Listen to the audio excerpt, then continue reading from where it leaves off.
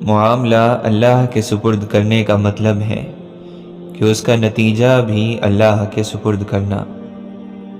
کامیابی ملے تو اللہ کا شکر، اور نہ ملے تو ہم اللہ ہی کے ہیں اور اسی کی طرف لوٹ جانے والے ہیں۔ اس پر یقین رکھتے ہوئے صبر کرنا، اور یہ یقین رکھنا کہ اللہ تعالیٰ کو اس میں بھی میری بہتری منظور ہوگی، اور پھر نئے سرے سے کوشش شروع کرنا۔ کھلے اور بند راستوں کی حقیقت تمہیں ابھی شاید سمجھ نہ آئے، مگر ایک دن ایسا آئے گا جب سارے راز تم پر کھل جائیں گے، اور تم جان جاؤ گے کہ جہاں تم آج ہو وہاں تک پہنچنے کے لیے اس تکلیف سے گزرنا بہت ضروری تھا جسے تم سزا سمجھ رہے تھے، کیونکہ بے سکونی کے بعد اللہ ایسا سکون دیتا ہے کہ پھر بے چینی کبھی روح کا حصہ نہیں بن پاتی۔ توبہ ایک درخت کی طرح ہے جس کی جڑیں ہمارے دل میں ہوتی ہیں، اس کی شاخیں ہمارے ہونٹوں پر ہوتی ہیں۔ جب آنسو جو ہمارے پچھتاوے کی وجہ سے ہمارے دل کو بھگا کر ہماری آنکھوں سے نکلتے ہیں، تو پھر توبہ کی شاخیں کھل جاتی ہیں اور وہ پھل دیتی ہیں۔ توبہ کے بغیر الفاظ اور جملے خشک بن جاتے ہیں۔ رحمت الہی بارش بن کر روئے زمین کے ہر خطے پر یکساں برستی ہے، مگر جلتی اور تپتی ہوئی دلوں کی زمین کو اپنی پیاس بجھانے کی توفیق کم ہی ملی۔ زندگی کے گزرے ہوئے ایام سے سیکھا گیا کہ کسی بھی ناقابل قبول رویے، الفاظ، عمل کے بدلے میں خاموش ہو جانا۔ کچھ وقت کے لیے یہ خاموشی تکلیف دیتی ہے، لیکن مستقبل کے بہت سے پچھتاووں اور خساروں سے بچا لیتی ہے۔ معلوم نہیں ہم رب سے جڑنے کے لیے اپنے ٹوٹنے کا انتظار کیوں کرتے ہیں، اور پھر جب آپ کو اللہ کی ذات کافی ہو جاتی ہے تو کسی بھی چیز کی ضرورت نہیں رہتی۔ رونے کو کسی کا کندھا نہیں چاہیے، بات کرنے کو کسی کی ضرورت نہیں رہتی، اور ان لوگوں کی تو بالکل نہیں جو آپ کو حقیر سمجھ کر آپ کو چھوڑ گئے۔ جسے تم محبت کرتے ہو اس کے خط بار بار کھول کر پڑھتے ہو، تو یہ تمہارے اپنے رب سے کیسی محبت ہے کہ اس کے خط یعنی قرآن کو کھولتے ہی نہیں۔ اگر کھولتے ہو تو اسے سمجھنے کی کوشش نہیں کرتے۔ کیوں اس کا خط پڑھ کر دل نہیں مچلتا؟ کیوں اس کی محبت کا سوچ کر چہرے پر مسکراہٹ نہیں آتی؟ اسے یاد کر کے آنسو کیوں نہیں بہتے؟ اس سے ملاقات کے لیے دل کیوں بے چین نہیں ہوتا؟ یہ کیسا دعویٰ ہے تمہاری اس محبت کا؟ او انسان، تو کتنا بے وفا ہے، پل پل جس کا محتاج ہے اسی سے منہ موڑ کر بھاگ رہا ہے، حالانکہ تو جانتا بھی ہے کہ گھوم کر اسی کے سامنے آنا ہے، اسی سے ملاقات ہونی ہے۔ سوچو تو صحیح، کس منہ سے جاؤ گے اس کے سامنے؟ کیا تم نے جان لیا تمہاری زندگی کا مقصد کیا ہے؟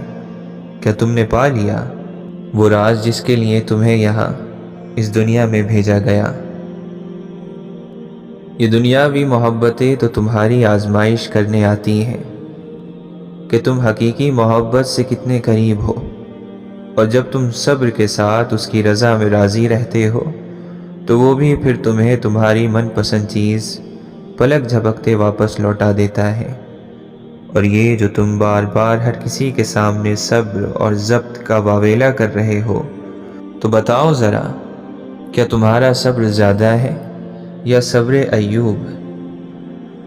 تم جو اس آزمائش کی گھڑی میں دنوں اور سالوں کا حساب رکھے ہوئے ہو، تو ذرا بتاؤ کیا تمہاری آزمائش زیادہ طویل ہے یا حضرت یعقوب علیہ السلام کی، جب انہوں نے حضرت یوسف علیہ السلام سے جدائی کاٹی؟ تم کہتے ہو تم نے یہاں اس مقام تک پہنچنے کے لیے بے شمار قربانیاں دی، تو کیا تمہاری ایک بھی قربانی حضرت ابراہیم علیہ السلام کی قربانی کے قریب بھی ہے؟ جو راستے اللہ تعالیٰ سے جوڑتے ہیں وہ بہترین ہو جاتے ہیں، اللہ تعالیٰ کی طرف جانے والا ہر راستہ دل کو سکون بخشتا ہے۔ ایسے محسوس ہوتا ہے اکیلے ہونے کے باوجود بھی کوئی ساتھ ہے۔ انسان کی تمنا نہیں ہے کیونکہ اللہ ساتھ ہے۔ کوئی چھوڑ دے تو تب بھی دل تشکر میں ڈوبا چلا جاتا ہے۔ ہم مصلحت سمجھ کر شکوے کے انبار نہیں لگاتے۔ وہ رحمان ہے، اس سے جڑنے والے بے نیاز ہوتے ہیں۔ جو اس سے جڑتا ہے وہ اسی کے دل میں ہمیشہ کے لیے بس جاتا ہے۔ زندگی کے چاروں طرف میں محبت الہی ہوتی ہیں اور ہم ہوتے ہیں۔ بس یہ الفاظ ہوتے ہیں، مبارک ہو تم نے اپنے رب کو پا لیا۔ جو خواہشوں سے لے کر تڑپ تک ہر چیز جانتا ہے تو اس سے تو دوستی کا رشتہ ہونا چاہیے، اور ایسا رشتہ جس میں دل کی باتیں بلا جھجک اسے بتا دی جاتی ہیں، پھر وہ باتیں کسی بھی قسم کی کیوں نہ ہو اس سے کچھ چھپ بھی نہیں سکتا۔ یہاں ابھی خیال آتا ہے اور اسے وہاں علم ہو جاتا ہے۔ وہ تو اتنی بڑی طاقت والا ہے۔ یہ فانی دنیا، بھول جانے والے لوگ، ختم ہو جانے والی لذتیں، مٹ جانے والے نام، عارضی خوشیاں، وقتی خوشیاں، رک جانے والی سانسیں۔ انسان کب بے سکون ہوتا ہے؟ جب وہ اپنے سکون کا مرکز انسان کو بنا لیتا ہے، جب وہ اپنی خوشیوں کی امیدیں انسان سے لگا لیتا ہے، کیونکہ سکون کا مرکز کبھی بھی نہ تو انسان ہو سکتا ہے اور نہ ہی یہ دنیا۔ اللہ تعالیٰ جب کسی شخص کو ہدایت دینا چاہتا ہے تو اس کا سینہ اسلام کے لیے کھول دیتا ہے، اور جب کسی شخص کو اس کی ضد کی وجہ سے گمراہ کرنا چاہتا ہے تو اس کا سینہ اسلام کے لیے تنگ کر دیتا ہے۔ سنو ایک بات یاد رکھنا، نیت ہمیشہ صاف رکھنا۔ جل جائے اگرچہ خون تیرا مروت میں، مگر دوسروں کا احساس رکھنا، عزتوں کا پاس رکھنا۔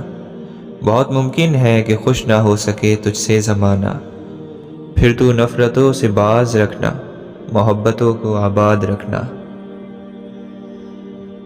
لوگ آپ کی قدر نہیں کرتے، اس لیے کیونکہ آپ زبردستی ان پر مسلط ہونے کی کوشش کرتے رہتے ہیں۔ جب ایک بات آپ بار بار دہرائیں گے، لوگوں پر انحصار کریں گے، خود کو ان کے سامنے ضرورت سے زیادہ جھکا دیں گے، تو وہ ہمیں گرا ہوا سمجھ لیتے ہیں۔ یہ سب ہمیں اللہ تعالیٰ کے ساتھ ہی کرنا چاہیے، کیونکہ ایسا کرنے سے بندوں کے ہاں عزت کم ہوتی ہے اور اللہ تعالیٰ کے یہاں بڑھتی ہے۔ جب آپ کو کوئی مشکل آتی ہے تو آپ کو سب سے زیادہ کس چیز کی ضرورت ہوتی ہے؟ اللہ سے بات کرنے کی۔ اسے بتایا کریں کہ آپ کیا محسوس کر رہے ہیں، کتنی تکلیف میں ہیں۔ اسے بات کر لینا، اس کے سامنے رو لینا ہی آپ کے دل میں سکون اتار دے گا۔ اسے کہیں کہ اللہ میرے لیے آسانی کر دے، دعا کریں، اسے کہیں کہ میں آپ سے دور نہیں ہونا چاہتا، بس آپ کا ساتھ ہونا ہی میرے لیے کافی ہے۔ کوئی تمہیں پسند کرے یا نہ کرے، پر اللہ تمہیں تم جیسے ہو ویسے ہی پسند کرتا ہے۔ کوئی تمہیں محبت کے لیے چنے یا نہ چنے، لیکن اللہ تمہیں محبت کے لیے چن لیتا ہے۔ تو اب بتاؤ، کیا اللہ کی محبت کافی نہیں تمہارے لیے؟ جس نے تمہاری ایک بات بھی سنے بغیر تمہیں غلط مان لیا ہے، وہ تمہارے لاکھ دلائل پر بھی تمہیں صحیح نہیں مانے گا۔ لوگوں کو خوش کر کے کیا کر لوگے؟ جو اللہ کو دنیا سے پہلے رکھتا ہے، اللہ بھی پھر اسے دنیا سے پہلے رکھتا ہے۔ اللہ کو محبت کا مرکز بنا لو، پھر دیکھو کیسے ساری محبتیں بھاگ کر تم تک پہنچ جائیں گی۔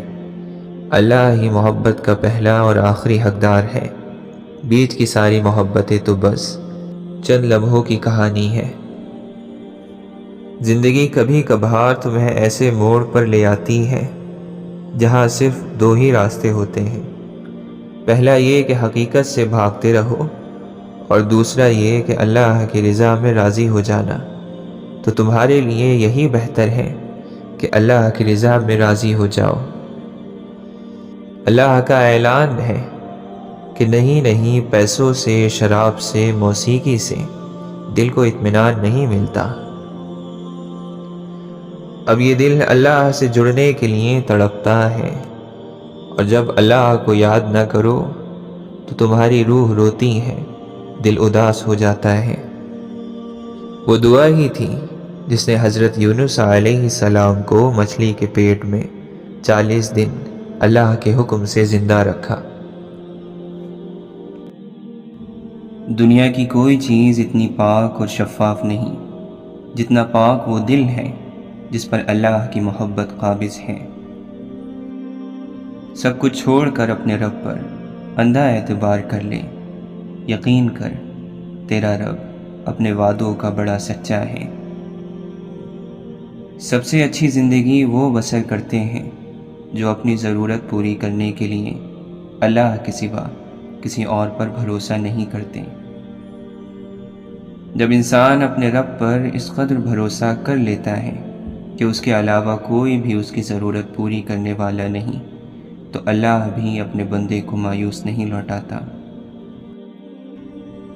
کمسن بچے کا دل اس خالی زمین کی مانند ہوتا ہے جس زمین میں جو بیج ڈالا جائے وہ اسے قبول کر لیتی ہے۔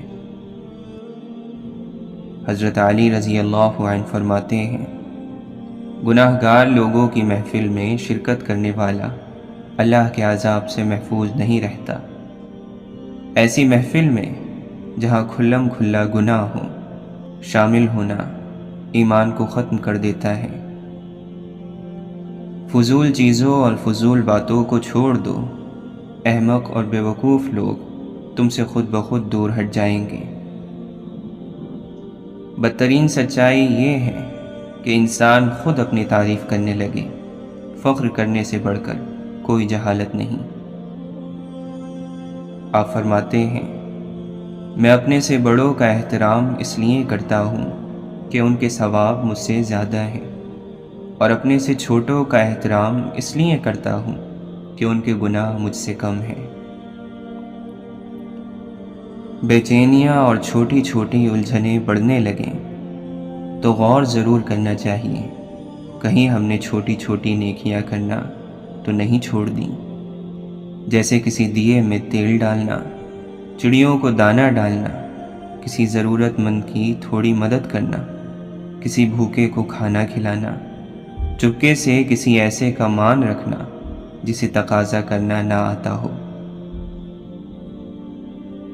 حضرت علی رضی اللہ عنہ فرماتے ہیں، جنت کے علاوہ ہر نعمت حقیر اور جہنم کے مقابلے میں ہر مصیبت عافیت ہے۔ مومن وہ ہے جس کی تنہائی پاک ہو۔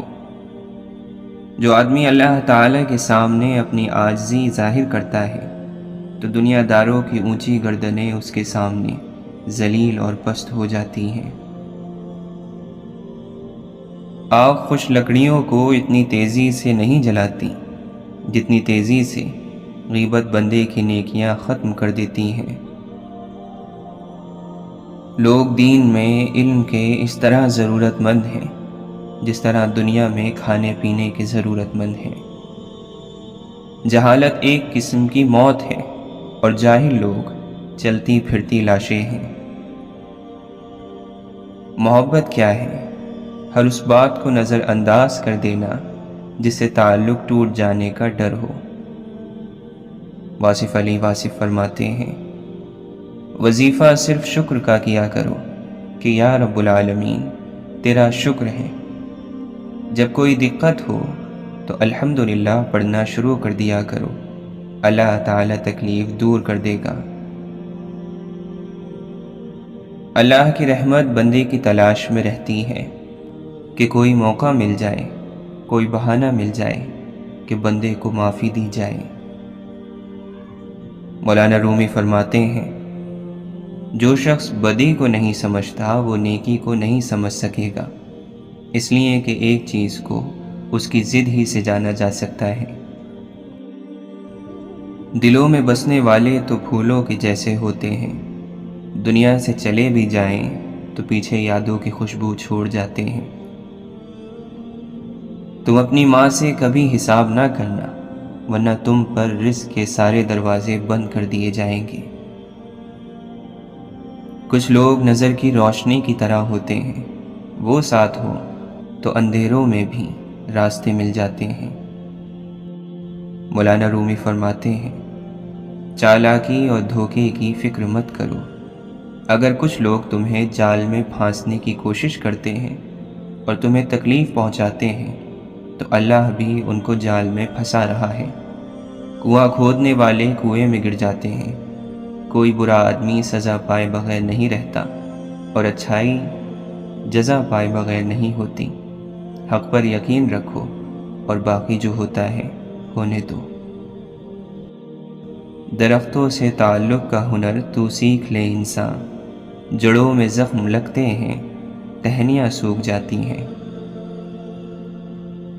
واصف علی واصف فرماتے ہیں، والدین کی خدمت، استاد کا ادب، مانگنے والے اور یتیم کی دعا دل کے سکون کے ذریعے ہیں۔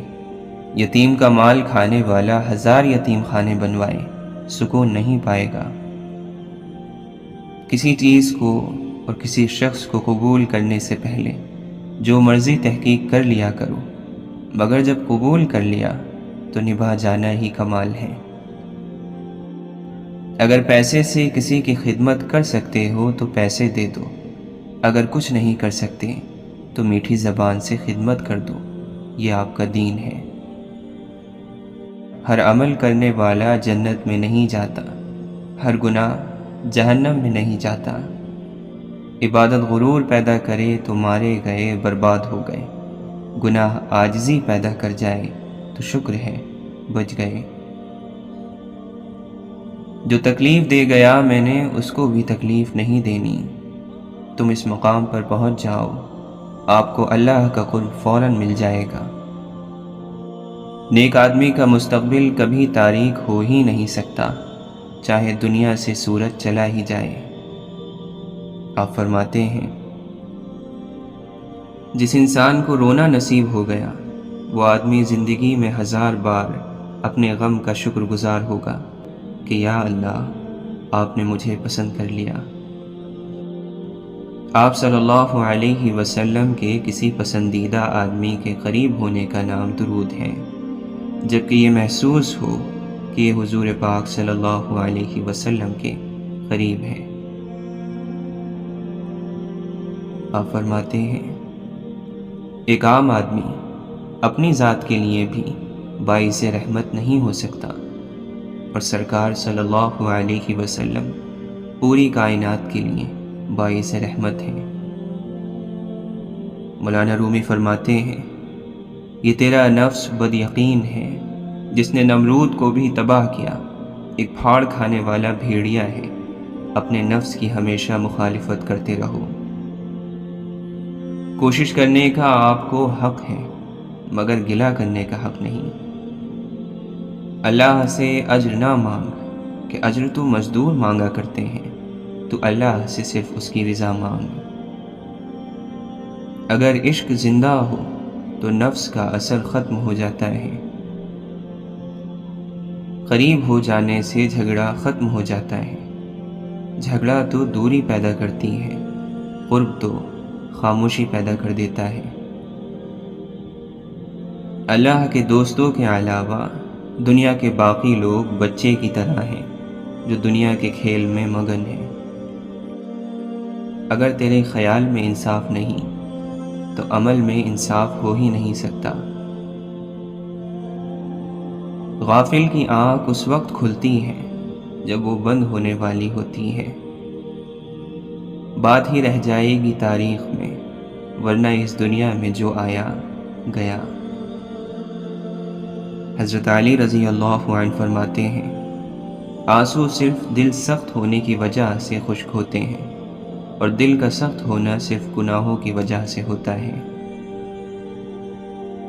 اللہ کے نبی صلی اللہ علیہ وسلم فرماتے ہیں، اللہ تعالیٰ اعمال میں سے صرف اسی کو قبول فرماتے ہیں جو خالص اللہ تعالیٰ کے لیے ہو، اور جس عمل میں صرف اللہ تعالیٰ ہی کی خوشنودی مقصود ہو۔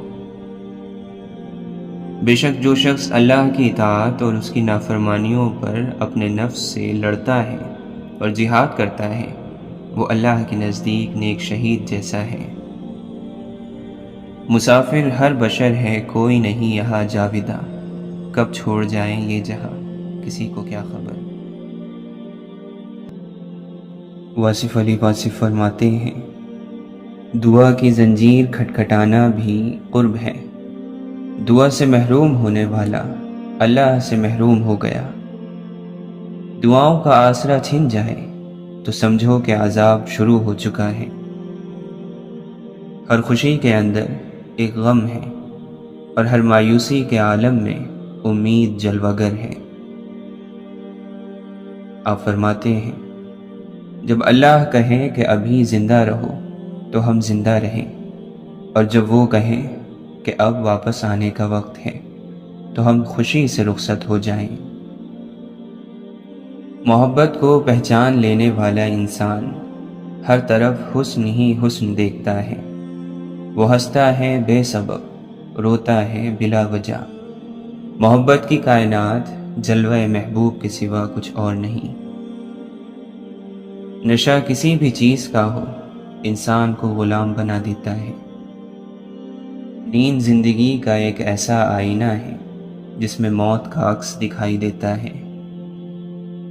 آپ فرماتے ہیں، شکر کرتا ہوں اس انسان کا جس نے مجھے آنسو دیے، کیونکہ یہ آنسو ہی مجھے اللہ کی بارگاہ کی جانب لے گئے۔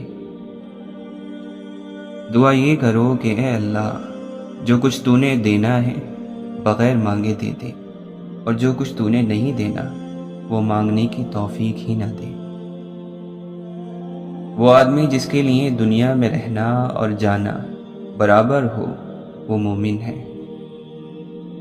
جس قوم میں تعمیر، تعلیم اور صحت کے شعبے فائدہ بخش کاروبار بن جائیں، اسے دنیا کی کوئی طاقت تباہی سے نہیں بچا سکتی۔